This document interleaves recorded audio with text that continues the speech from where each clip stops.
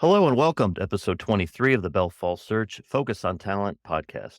Today's guest most recently served as president of a regional marketing agency in Cleveland, Ohio. And prior to that, he led sales and business development efforts for two different Martech SaaS businesses. Currently, he's pursuing his passion for content development. I'm very excited to introduce to you Jeff Culliton, executive producer of the CMO Confidential podcast. Jeff, thanks for being here with me today.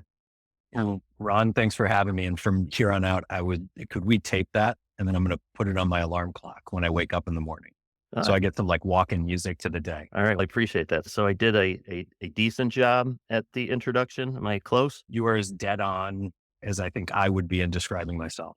All right. Obviously, that was high level. My main motivations of doing these videos is to share what I call the nonlinear progression of entrepreneurs and executives like yourself throughout their career and their career journeys, and then illustrate how that occurred, why those different moves occurred, what factors led to different changes, and then how did it lead you to where you are today? Yeah. This is particularly neat for me because rewind 20 years, and I thought the pathway, like I think a lot of people do coming out of college, is extremely linear. Get this experience, do better, get this experience, do better. And I'm the case study in the opposite. The neat thing for me is where that's netted out now. I'm from Buffalo, diehard Buffalonian. Like all Buffalonians were diehard Buffalonians. And I left home at a relatively young, I was 17, went out of town to college and wasn't ready. I was ready for the social experience of being away. I was not ready for the responsibility of being away. That being said, I was good enough at faking it that nobody ever noticed. And so the grades were fine and this and that, but I just never found a passion for learning. So by the time I got out of school, I was wayward. Nothing had clicked for me. I didn't genuinely enjoy a classroom setting, although from the exterior, some people would say you thrive in this setting. It was complete kabuki for all intents and purposes. And so when I graduated and I realized that I wasn't going to law school, which was my initial thoughts, it kind of tailspun a little bit. The natural inclinations of people that were around me and the people that I respected was, hey, you're personable. You should go into sales. And in the absence of advice, that was my advice. It was a gnarly economy. I spent the few years after college just doing that, just having sales jobs and having some success, but not really enjoying the paychecks, but not enjoying the process. And happenstance meeting had me meet somebody who was an executive in an agency. And the agency was actually pretty far away from where I was living at the time, where I still do live in Cleveland. And so I started at this agency that was an hour and a half away from my house and my now wife, our apartment. I drove 4 days a week back and forth to that agency, which in hindsight, you only do when you have no responsibility.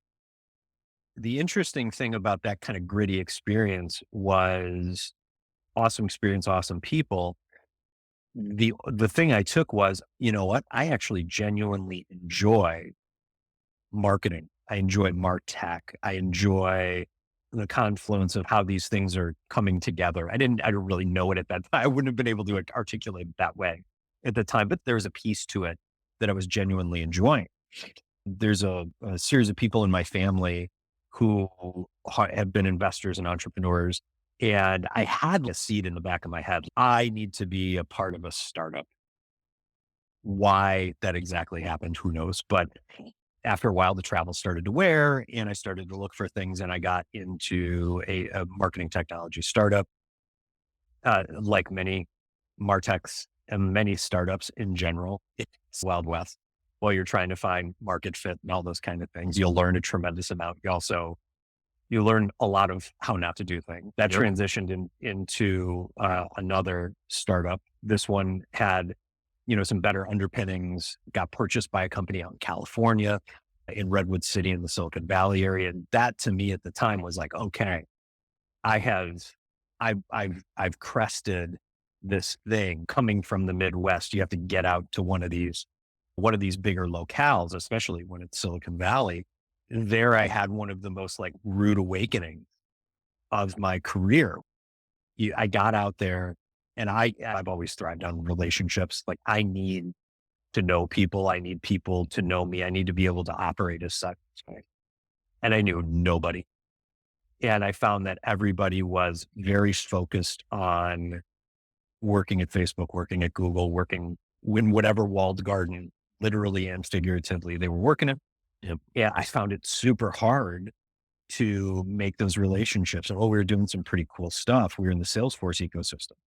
You were, but you were from Cleveland. You didn't know anything. Like, why would they I- possibly talk to you? Come on. What I think the interesting thing about it is Silicon Valley needs more Cleveland and Cleveland needs more Silicon Valley. The two would so deeply benefit from commingling more. You would see Cleveland be more aspirational. You would see Silicon Valley generate revenue faster. I'm saying this now after some years of mental anguish of like, why don't I fit in this thing that I always was supposed to fit in? I went through that experience. And in the meantime, my wife and I had our first child and the travel once again became a hard thing.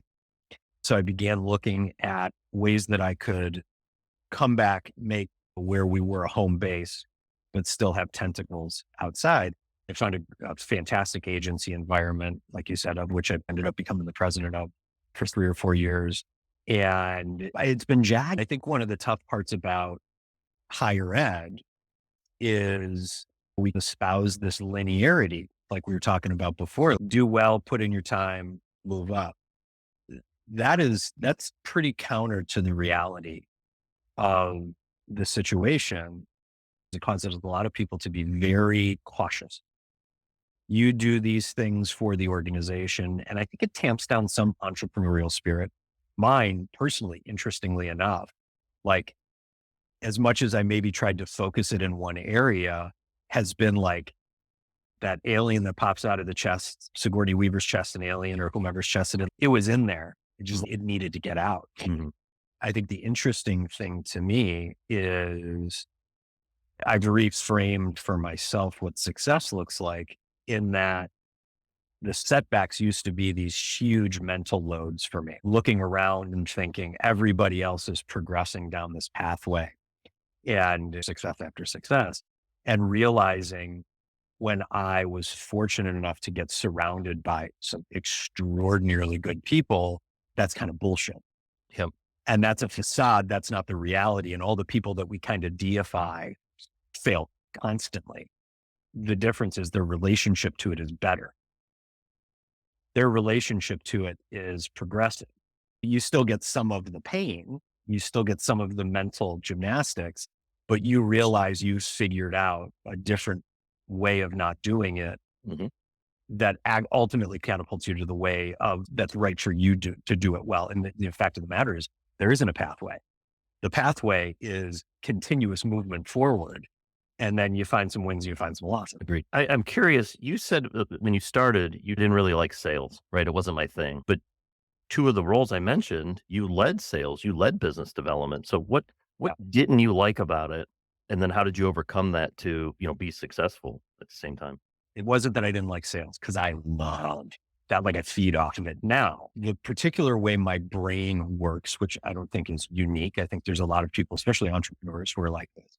I need to know the whole field.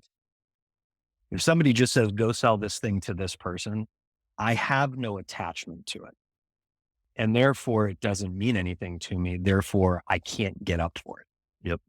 And I went through those hurdles and felt like I was failing, like constant. Then you'd get a paycheck after you've done the thing that you're not enjoying. And you're like, oh, okay. It actually reinforces the negative behavior.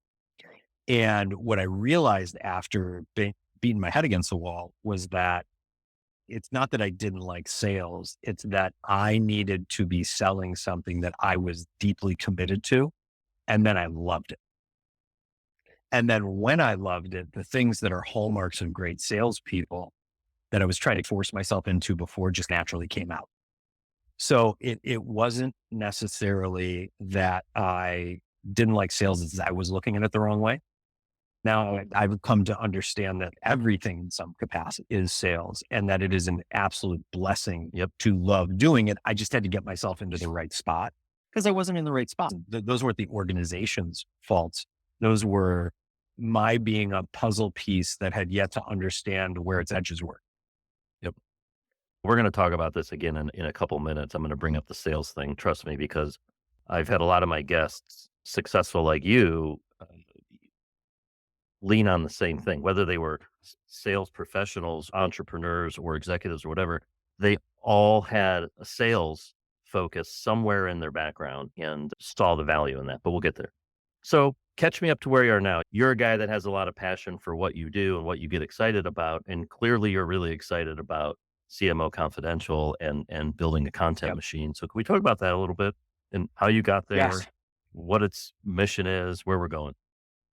Sure. Like all great things for me, this kind of happened by accident.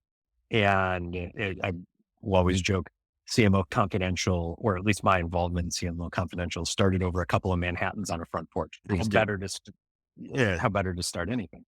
Being in an agency environment, you very much focus on what the agency does. And then I think this is an issue for a lot of people is you start to mold your thinking around marketing, advertising content through the lens of what that particular organization or what that client base does.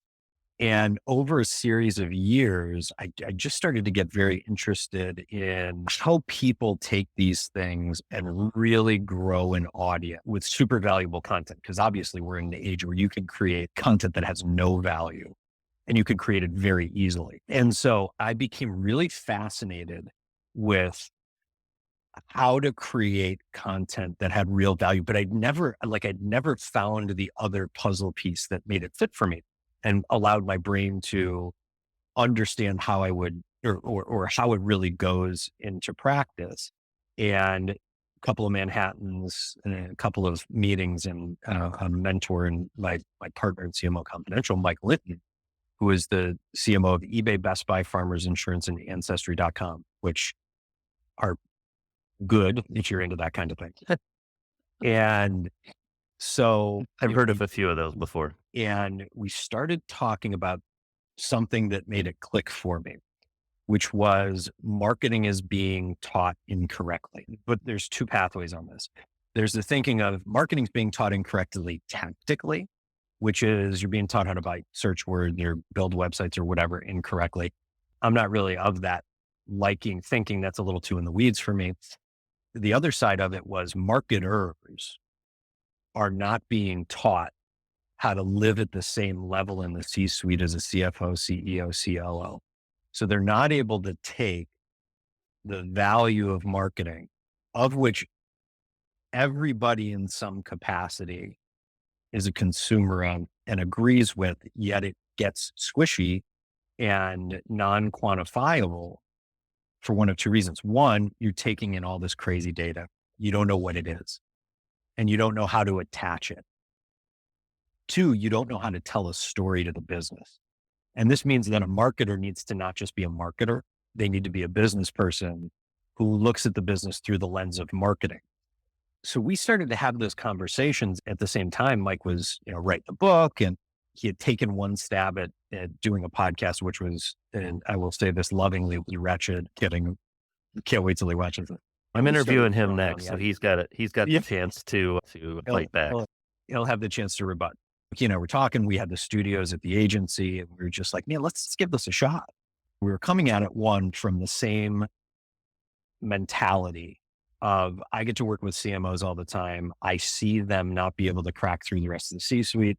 I see marketing not getting valued the same way as other tactics within the organization. And more importantly, I don't see CMOs who are able to connect it to the rest of the business.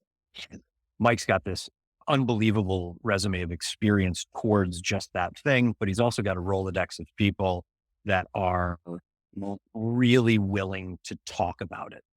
Because when you start to pick at the scab, it's not just the two of us dummies who think this is a problem. It is a pervasive feeling. And now we're sitting in an environment where we have more data, we have potentially more provability, but we don't have people that have been trained to frame it, to storytell it, to give the rest of the C-suite the ethos of what all this should be. We always joke, it's the only job where every C-level person thinks they can do it better. No CMO walks up to the CFO and asks them why they depreciated an asset in a certain way. Sure. And so being a consumer of it, it makes it an interesting duality. So we started to have these conversations, and these things just started to, for me personally, started to click. That this is a completely underserved niche, that the content creation that we were doing was hugely valuable.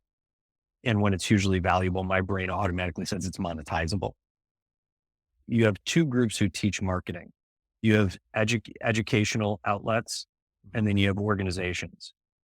The educational outlets are behind because marketing and algorithms moves faster than higher ed.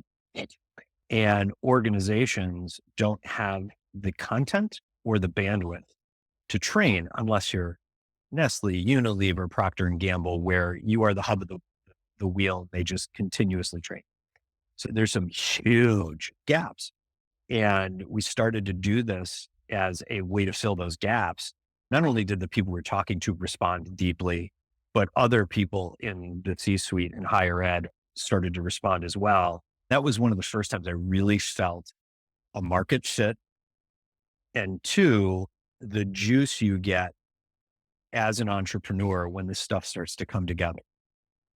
So that made me look and go, this is something that needs throttle. And we just so happen to have two people in the position where we could do that. So it's been absolutely amazing.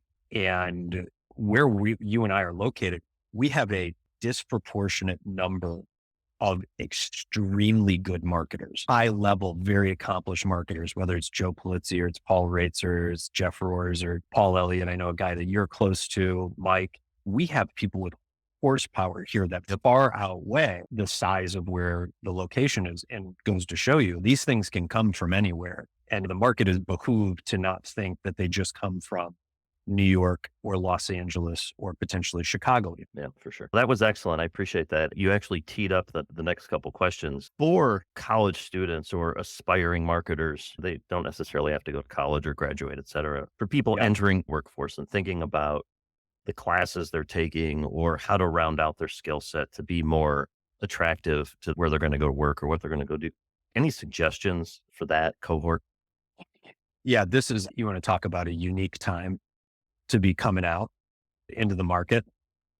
There's core curriculum if you're coming out of school as a marketer that I think let's just table that for a moment, because I think there are groups that do it really well. But I don't think there's a lot of groups that do it really well from a higher ed perspective. And then there's the Metas, the Googles of the world, the Amazons of the world have certification programs that are so good and so pertinent to what all of these businesses want and need, that an aspiring marketer now has more access and free access to these things than ever in the history of the world. And it's only getting better. The fact of the matter is every kid coming out of school or every aspiring marketer should be getting certifications constantly from these organizations, because ultimately they're the ones who flip the switch on an algorithm change. They're the ones who look and say, hey, we're now going to prioritize X, or Google's going to look and say, search is going to look like this moving forward.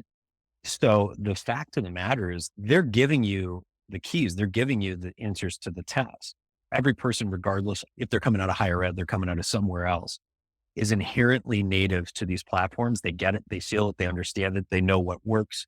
Maybe they understand what works a little too well. So if they take that added extra step of getting the platform's guidance, I think that's a huge benefit. I think everybody should do that. I've gone and done those things over and over again over the last 5 years, and I can't tell you how beneficial it has been for me. The second piece of it is we are taking our first infant steps in artificial intelligence as it is respective to marketing. On our show on CMO Confidential, it yet to be released, but we have a recurring guest, a guy who used to be the chief strategy officer for Publicis, the largest agency holding company in the world. His name's Rashad Tabakawala, and he is just resoundingly understood as this really amazing thinker about what's next. Oh, to be called a futurist one day. Rashad had a great line the other day, and he said, your job's not going to be taken by AI. Your job is going to be taken by somebody who knows how to use AI. Yep. Which I think is just really pertinent. There's hurdles to AI becoming ubiquitous. Absolutely. The free things that you can have access to right now are transcendent. You should never, and I'm speaking for myself here, you don't have to start looking at a blank page, which is just massive. Mm-hmm. The other advice that he has, which is something that I hold pretty deeply, is there is going to be a very low hurdle of a paywall on these things. They are going to keep the best of the best new features behind that paywall. If you have to pay $20 a month to get access to GPT-4 instead of GPT-3 or 3.5, do it and invest in yourself, because the functionality upgrade is massive, so big. You've got somebody who's been in this business for 20 years who has seen the end of maybe the traditional reign of tactics, social becoming this extraordinarily prominent thing, and now moving into AI. I use it every day, all the time, for all sorts of things. In fact, one time you and I used it to try and come up with a drink recipe, which is maybe not its best and highest usage, but is very useful nonetheless.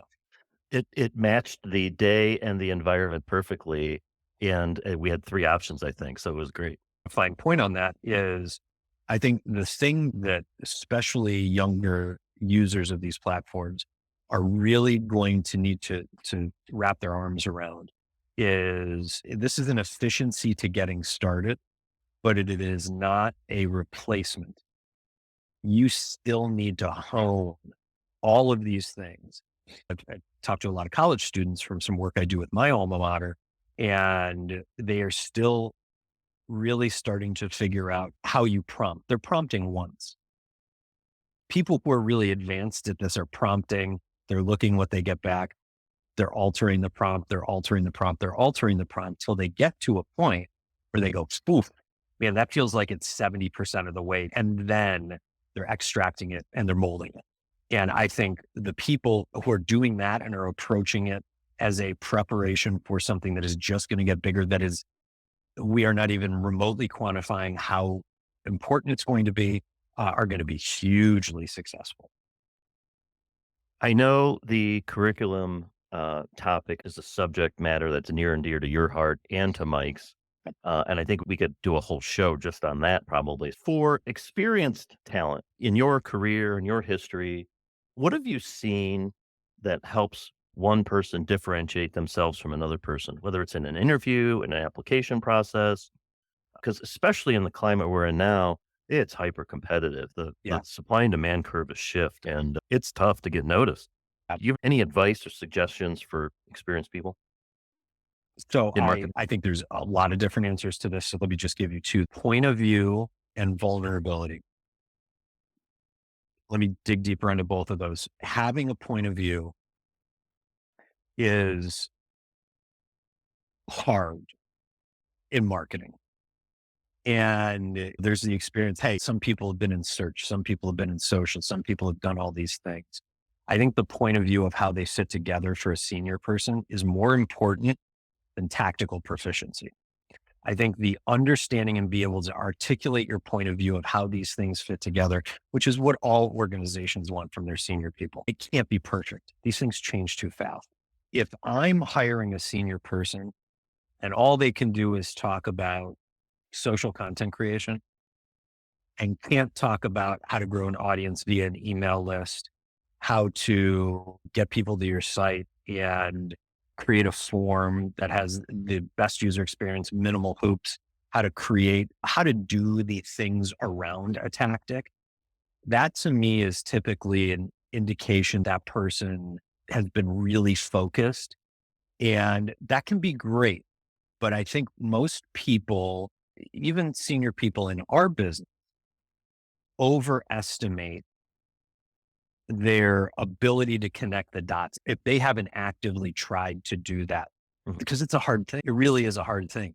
when I'm really looking for a senior person, I'm not looking for somebody who can give me the absolute best search strategy. I'm looking for somebody who can say, how does this search strategy parlay into an on-site experience? How should I test money against this search strategy? I don't want to drop a huge stone in the water. I want to figure out if this works, if it doesn't. I want somebody who can have that. Now, this leads into my second piece of things, which is vulnerability. I value in a massive way, not just in business, but in all of my personal relationships, because I was somebody for a very long time who faked that they knew it all. And I know how stressful it was and how many times I overreached on what I was trying to accomplish because I thought at that point in my career I was supposed to know it all. Yep. And the stuff changes so fast. 3 years ago, we were having honest conversations about major Fortune 500 brands having a TikTok presence. When 3 years ago, it was still high school kids dancing. And you're looking and you're like, why the hell would Procter and Gamble, why would Tide be on TikTok? Yep. That would be a reasonable stance to take. Now you understand that the attention, the frequency, and all age demographics are there in a massive way. And you need to have vulnerability to reset. You need to have vulnerability to say, "Ooh, shit, I missed that one." There's perfect examples. My former chief strategy officer, a guy by the name of Jim Ganter, who was a brilliant guy. Most people would even remember this now, but there was a platform, a show, or a network that was coming out called Quibi. Quibi had massive backing, and all it was 10-minute episodes of shows, huge people with huge money backing it. And Jim is smarter than me, and I can't even begin to count the ways. But I looked at him and I'm like, dude, this is it. People are going to be on the subway. People are going to be doing this. People are going to be doing that. This is it. I've never seen somebody look at me and a friend look at me like I was dumber. And so we began like this hilarious battle that we'd go back and forth. Quibi died so fast. Yep. And everybody lost their money. All the programming went out the window. And the Nana moments that he has on me because of it. But in our business, we're following attention. There's a lot of different ways to do that. And you have to look at the field and you have to take some calculated bets, some calculated risks. And that also means that you're going to have some calculated failures. I am hyper nervous of anybody who looks like they've got it all figured out. Mm. I'm even more nervous of anybody who articulates that they have it all figured out, because I've been lucky enough to meet some smart people, and the smarter they are, the less they espouse to having it all figured out. I think those two things are differentiators in when you're talking about senior people who are looking, senior people who are in these organizations, because at the top of the top, C-level everybody, you know that you've got smart people. And one thing that all smart people understand is that nothing's perfect. And when marketing tries to sell a narrative of perfection, it mitigates any progress that they've made with the C-suite. People want you to come in and say, I feel confident to this degree. Here's the math backing it up. However, when it goes the opposite direction, here's what we're going to do. When it goes in a positive direction, here's how we're going to step on the gas. When people come like that, I look and I go, okay, that mitigates upside, mitigates downside. And that's somebody that I can have a conversation with where I can raise my own hand and be like, I screwed up. I doubled down on this thing and it sucked. Yep. I just thought of another question. You mentioned it a couple times. You mentioned the business side of things, and I'll say math as it relates to marketing. How are you incorporating those things into, your thoughts around curriculum? And then I'll let you go. So the marketing function, the biggest thing that's changed in the amount of data that is being processed, but we're still not threading that functionality, that ability, that curriculum, that teaching through marketing. We're still too siloed in tactics. And on the other side of it, you have statisticians. You have these wonderful analysts that have the ability to pull those stories together with factual basis. And I don't think we're doing a good enough job yet of forcing marketers who are maybe creative, maybe a little bit more esoteric. We're not forcing them into flexing the analytical muscle enough. In 15 years, you're not going to find a CMO who doesn't have the ability to call bullshit on data. You're not going to be able to find somebody who has snuck their way through the process just by being a transcendent creative. I think that is one of the places for me that higher ed, it's tough because it doesn't move at the speed of a business necessarily. And as this is all happening, the people that are understanding that they need to take that time and that coursework in order to, even if it's uncomfortable, flex into analytics and flex into what does this data mean, are going to be huge because the platforms are incentivized to give you as much data as possible. You and I both know that a lot of it is just fluff. Mhm. What does an impression mean to me? Oh, it's the biggest number that we get. So if I get a whole bunch of them, it's great. Okay, how does the platform declare an impression? How long does somebody have to look at it? Do they have to do anything with it? How many impressions do you need to get down to the math of somebody did something? And I just think that's a thing that needs to amp up pretty significantly. And it's been interesting for me to peer into that. Jeff, I really appreciate your time. This has been fascinating, and I can't wait to share it and continue to watch your journey. Obviously, we'll share the link and some videos to your podcast and you and Mike. So appreciate it. Appreciate it, Ron. Thanks for having me, man. All right. Talk to you soon.